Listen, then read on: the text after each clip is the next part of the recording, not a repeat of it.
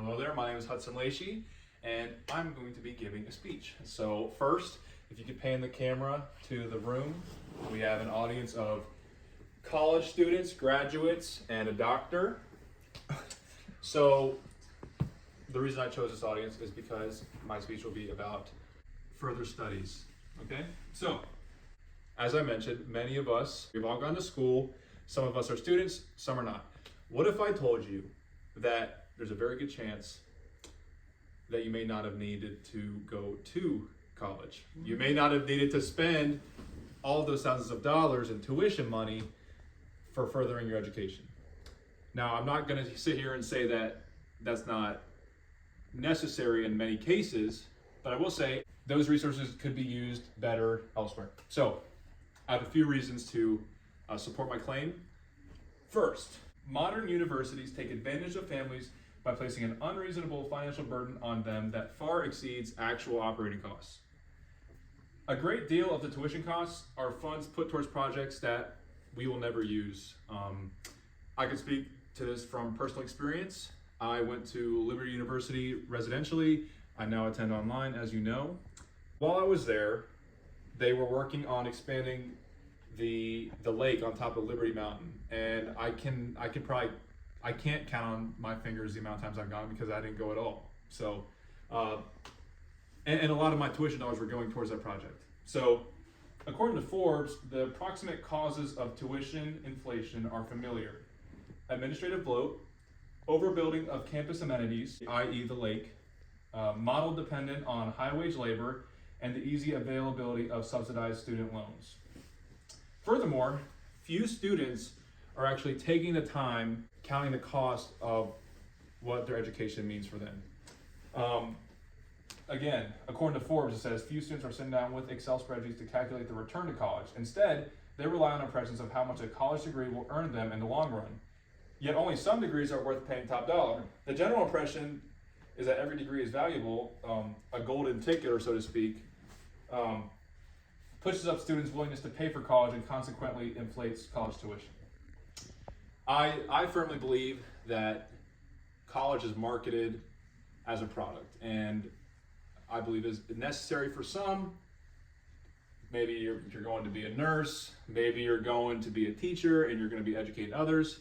But if you're going for botany or music, I think that, again, those resources could be allocated much more efficiently. Next, reason number 2, studies have shown that success in the workforce is possible and attainable for workers without a bachelor's degree. Now, as I was researching this, I've seen it in my own life. I know many people who have succeeded outside of college. It's very attainable. But a few examples could be an HVAC technician, an electrician, investigator, website designer, and a commercial pilot. Each of these offers a fairly high salary with a range from $69,000 to $82,000, and each of those jobs has no GED requirement normally. I'm not going to say that not all do, but usually those are jobs that you can acquire without a GED. And one thing I wanted to point out, look at Steve Jobs. Steve Jobs is the founder of Apple, incredibly smart, but what many people don't know is that in fall of 1972, he majored in English, and then after just one semester, he dropped out and started Apple. Now, Apple is, again, probably the biggest tech company in the world today, and he's highly successful. Everybody knows about him. Unfortunately, he passed away, but his tech empire continues to flourish. Next. Reason number 3. Millions of students delay their maturation for years when they could be gaining on-job experience. Now, for many students, they go to college, their parents send them. They could be getting that on-the-job experience, whether they be working at a bank, where they're handling money, dealing with customers, or maybe they're shadowing, on a nursing floor.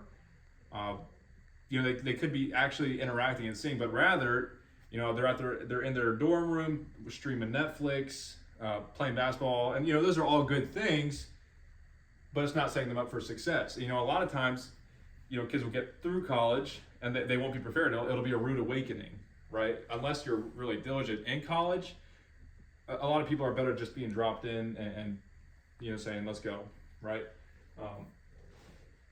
So that leads me into my next reason.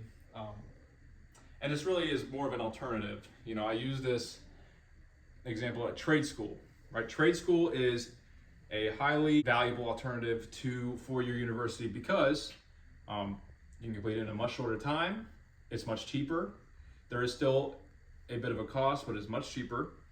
And it allows you to specialize in a field that is, whether you want to call it sought after or needed. It prepares these people in less time. It drops them in, puts them to work. So then after they get on the other side of that, they get certified, they can get jobs that will pay them enough to provide for their family, right? As opposed to going to school for 4 years, not being pushed. Again, I'm not saying this for all school, but a good amount, kids go and they're not ready when they're done, okay? But I think for somebody who, and this might be an option that somebody understands through, after counting the cost, maybe through an Excel sheet, and just understanding the alternatives. I think trade school is something to very much consider. According to Midwest Technical Institutes, trade school tuition can be as little as $4,000 and take less than a year to complete. And further studies show that the graduation rate for trade school students is about 99%, which is much higher than the 66% graduation rate for universities. Now, I could say more, but I went saying this. There are many factors that fall into this that you must consider. I mean, it depends on upbringing, your character, your work ethic. Ultimately, you can succeed regardless. You go to college, trade school, you get your master's, you get your doctorates. It all depends on your diligence, who you know. And my charge to those who are currently in school: keep working hard. It will go well with you. And furthermore, I want to encourage my people in my eyes who are not college students: do not lose heart, because you can still very much succeed. So that concludes my speech, and I hope it was fruitful. Thank you.